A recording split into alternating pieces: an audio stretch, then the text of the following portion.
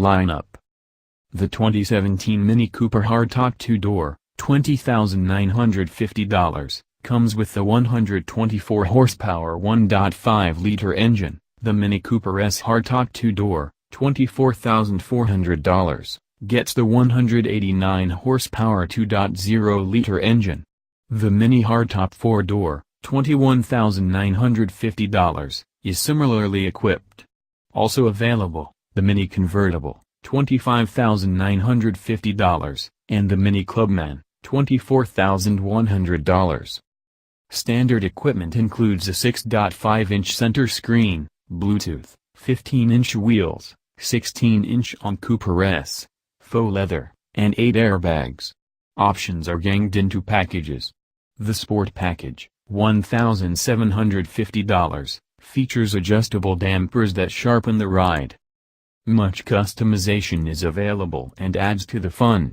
You could get a Union Jack convertible top. 8 choices in upholstery, and trims with many yours finishes, like fiber alloy or the off-white that's like porcelain. Interior. Changes in the interior of the 2017 Mini Cooper are largely for the better. It's still a bit quirky but not as quirky as it used to be. The good quirks remain and most of the bad ones are gone. At least the instruments are where you expect them to be. A big tack with smaller speedo arm mounted behind the steering wheel.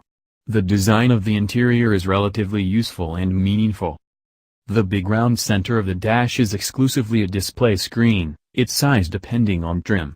There are 2 rectangular air vents and 2 large round eyeball vents at the outer edges of the dash. There's still a horizontal row of switches in the central lower dash, under 3 dials for climate control. Switchgear gremlins live in the convertible. If it heats up in the direct sun, the roof won't raise for shade. Presumably until it cools down. The interior is relatively good for front passengers, but not so much for rear passengers or cargo. Passengers sit deep, surrounded by quite a lot of black trim and upholstery. The 4-door Mini can shuttle 4 adults in a pinch, but only the Clubman model, about the same size of 4-door Volkswagen Golf, is much of a people mover. The convertible is realistically a 2-seater. From the driver's seat, the Mini is close to perfect. There's headroom for persons as much as 6 feet, 3 inches tall. There's a nice amount of engine noise in the cabin. The Cooper S pipes it in. The 3-cylinder has an uneven idle we found endearing, strangely. It sounds like a Freightliner at cold start. Character.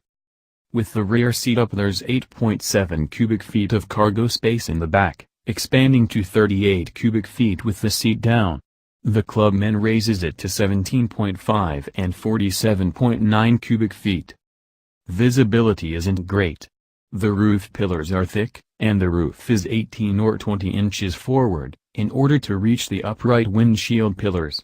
With the top down and folded in the convertible, rear visibility is nearly non-existent.